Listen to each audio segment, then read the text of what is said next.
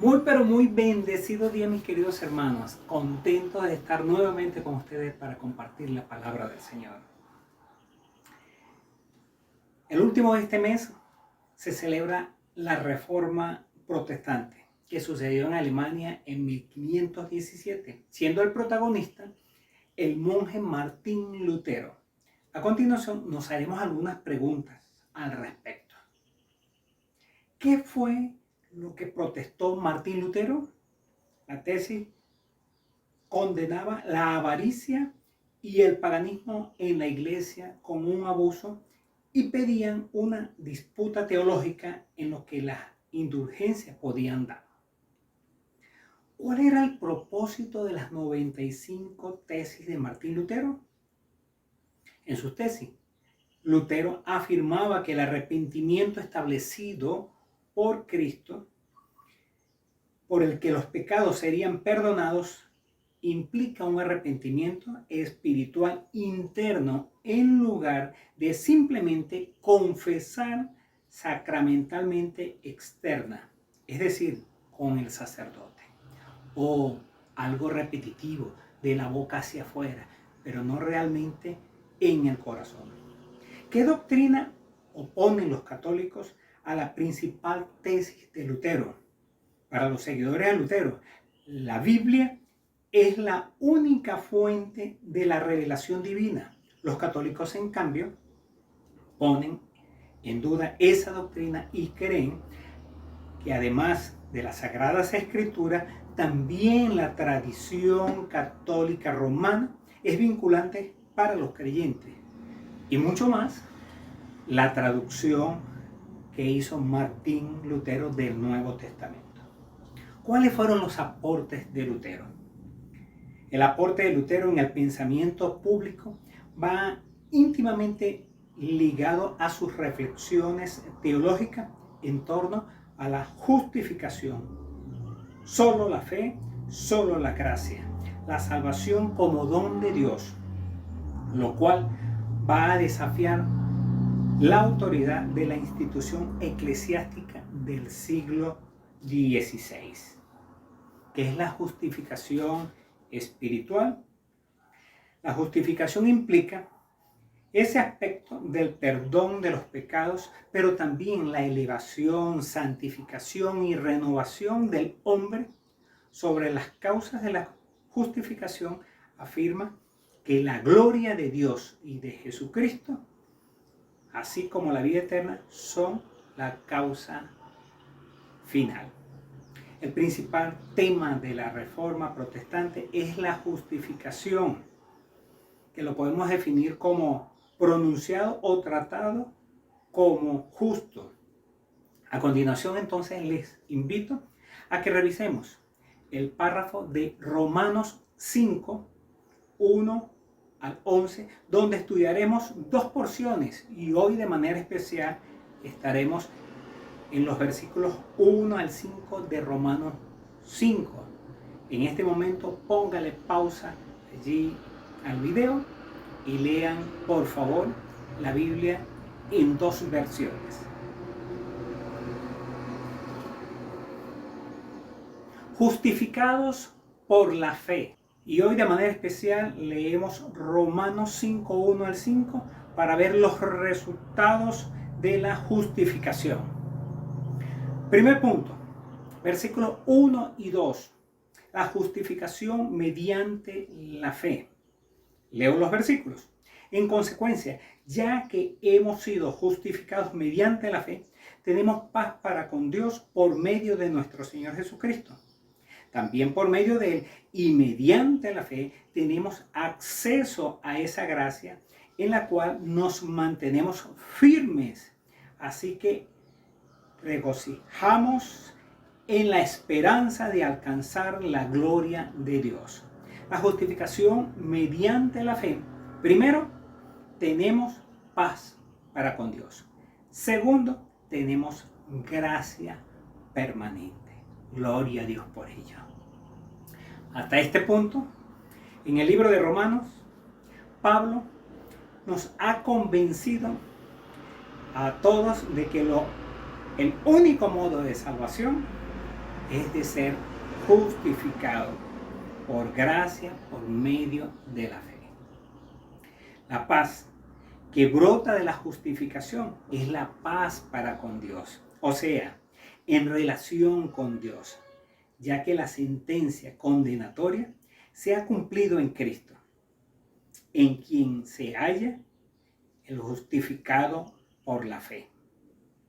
Pasamos entonces a tener de sentencia culpable a un estado justificado. Gracias a la obra de Jesucristo y el poder poner nuestra fe en Él es lo que nos justifica. Esta es una paz con Dios. La batalla entre Dios y nosotros se acabó. Él ganó, ganándonos a nosotros en la cruz del Calvario. Leemos lo siguiente: esta justicia de Dios llega mediante la fe en Jesucristo a todos los que creen. De hecho, no hay distinción, pues todos han pecado y están privados de la gloria de Dios. Entonces, esa justicia va para todos los hombres, no hay distinción, solo se derrama y se manifiesta en aquellos que creen por fe en Cristo Jesús.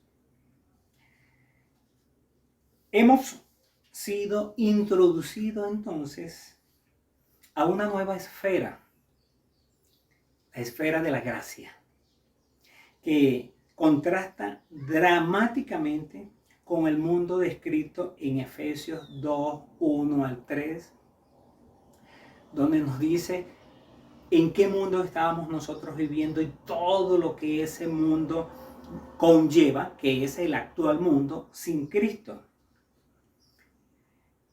Dos de esos versículos voy a leer. Voy a leer los tres. Efesios 2, 1 al 3. En otro tiempo ustedes estaban muertos en sus transgresiones y pecados, en los cuales andaban conforme a los poderes de este mundo. Se conducían según el que gobierna las tinieblas, según el espíritu que ahora ejerce el poder en los que viven en desobediencia. En este tiempo también todos nosotros vivíamos en ellos, impulsados por nuestros deseos pecaminosos, siguiendo nuestra propia voluntad y nuestro propósito. Como los demás, éramos por naturaleza objeto de la ira de Dios. ¿Se fijaron en los verbos? Están en pasado, porque relatan nuestra vida antes de tener a Jesucristo. Estábamos muertos en transgresiones. Nos conducíamos según el gobierno de las tinieblas. Vivíamos impulsados por nuestros deseos pecaminosos. Tengamos entonces en cuenta también que esa esfera anterior de la ley, sometida a aquel mandamiento que obraba ira y que nos condenaba a causa de nuestras transgresiones, pecados, hemos salido de la antigua esfera para introducirnos en la nueva, iluminada por el amor divino. Y todo ese ambiente de juicio se ha roto, porque se descargó la ira de Dios sobre la víctima en el Gólgota, Jesucristo, nuestro Señor y Salvador. De modo que ahora andamos libres en el resplandor de su resurrección. En lugar de enemigos, ahora somos amigos. Y más aún, somos sus hijos. Somos los discípulos de Jesucristo. Tanto la esperanza como la gloria del hombre, del mundo, se desvanecen con espantosa rapidez. Pero el término esperanza en el Nuevo Testamento expresa la seguridad que goza el creyente, quien sabe que Dios ha de cumplir todas sus promesas en Cristo.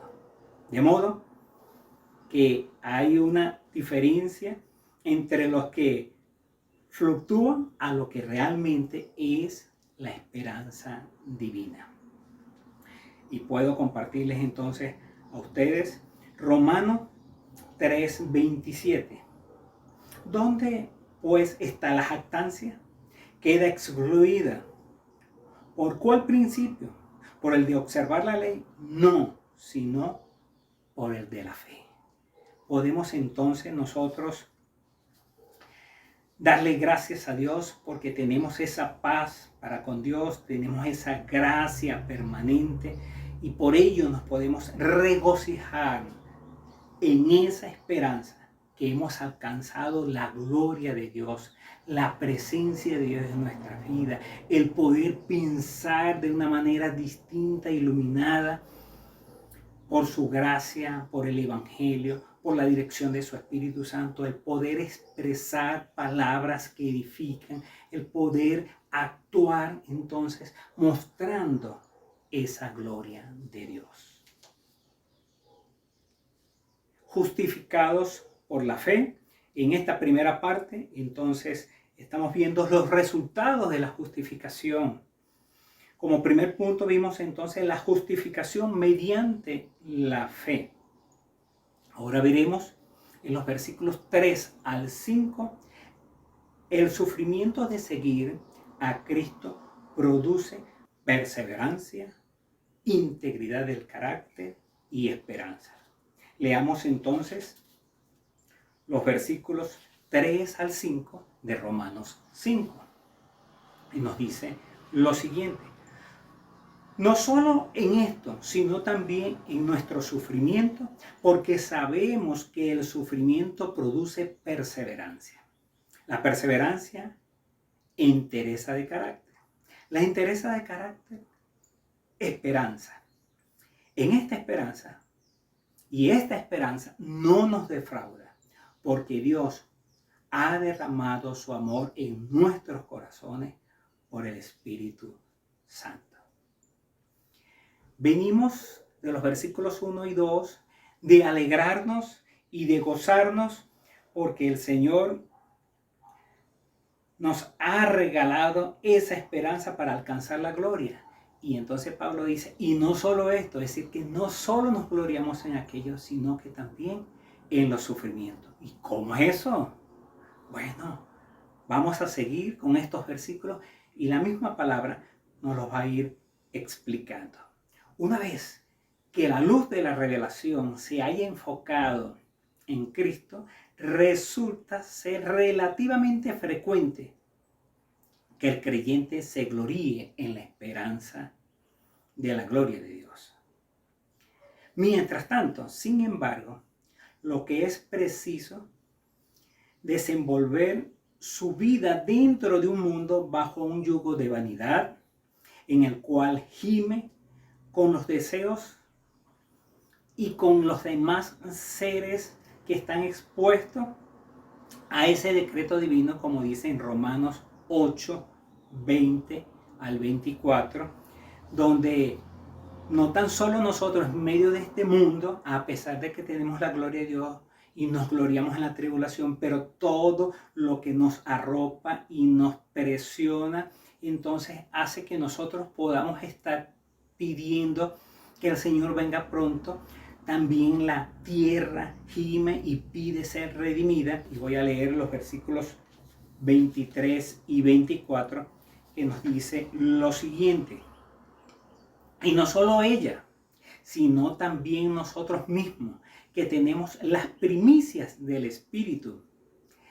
Gemimos interiormente mientras aguardamos nuestra adopción como hijos, es decir, la redención de nuestros cuerpos, tener cuerpos incorruptibles.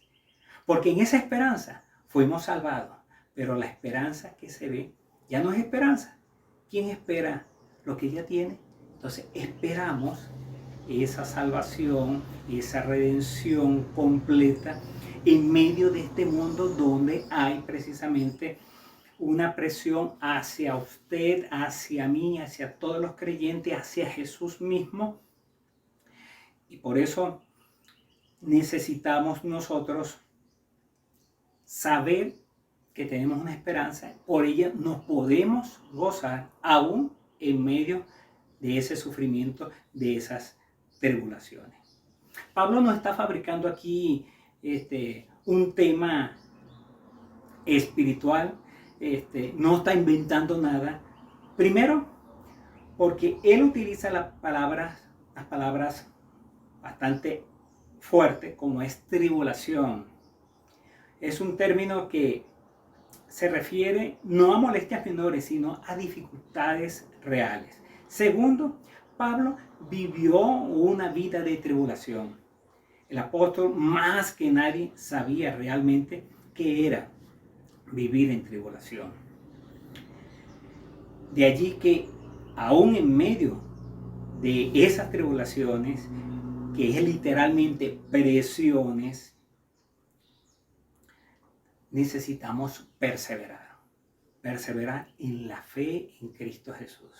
Perseverar en ese camino que hemos comenzado a seguir con Jesús. Algunos ejemplos de perseverancia. Bueno, los deportistas. Deportista que no persevera, ¿cree usted que alcanzará el podio? Ya usted tiene la respuesta. Los soldados, su entrenamiento constante y aún a consideración nuestra, de los que estamos de este lado, excesivo, lo necesitan. Los marineros.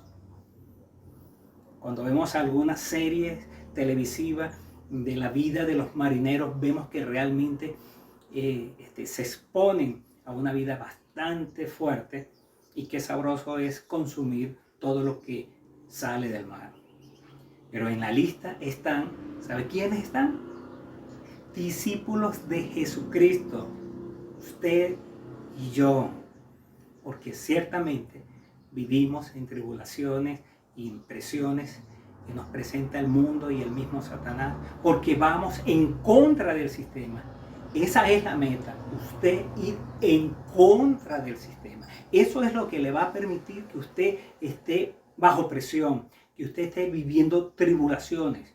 Pero si usted solo se menciona como cristiano y no vive en contra del sistema, del mundo, de los pensamientos, de las palabras y de todo lo que es realmente un sistema anti Dios, usted no va a vivir en tribulaciones, todo va a ser happy. Lo normal en la vida humana es que la aflicción continuada produce desesperación, complejos y aún depresión. Pero cuando meditamos acerca de la vida del cristiano y de lo que nos está enseñando Pablo acá, es precisamente al nosotros tener esa esperanza que está puesta solo en Jesús, lo que nos produce esa disciplina que nos va a permitir tener un apacible fruto de justicia. Y es cuando precisamente el cristiano padece dificultades, él entonces crece en la esperanza de recibir lo que Jesús ha prometido. Esta es la cadena de oro del crecimiento y la madurez cristiana. Una virtud se edifica sobre la otra a medida que crecemos en el patrón que nos ha dejado Jesús. La mayoría de los cristianos quieren desarrollar el carácter y tener más esperanza, pero estas cualidades solo brotan cuando tenemos paciencia que viene del Señor, la cual viene de la tribulación, la desarrollamos en las tribulaciones y podríamos entonces desear tener un mejor carácter y más esperanza sin esperar tribulaciones. Pero ese no es el plan ni el patrón de Dios. Si leímos en Romanos 9:23, que si lo hizo para dar a conocer sus gloriosas riquezas a los que eran objeto de su misericordia y a quienes de antemano preparó esa gloria. Es decir, Dios todo lo ha hecho, y a pesar de que todo lo que estamos viviendo es bastante fuerte, sabemos que Dios ha preparado todo para que usted y yo podamos disfrutar de esa gloria. Esa esperanza que es edificada en nosotros en medio de las tribulaciones esa esperanza no nos avergüenza. Tenemos la seguridad de esto porque Dios ha mostrado su intención de contemplar su obra en usted y en mí, y lo demuestra por su amor divino, el cual lo ha derramado en nuestros corazones por su Espíritu Santo que nos fue dado. Y podemos volver a pensar en estos 3 últimos versículos, y es que no solo cuando hemos recibido al Señor Jesús y estamos contentos por la obra de libertarnos y su presencia en nuestra vida, sino que también nos alegramos porque estamos en las tribulaciones, en las dificultades, en el ambiente difícil, y es sencillamente porque seguimos al Señor Jesús. Pero eso nos va a llevar entonces a la perseverancia, a tener una entereza de carácter y a tener esa esperanza, que esa esperanza precisamente está en lo más interno de nuestras vidas, en nuestros corazones.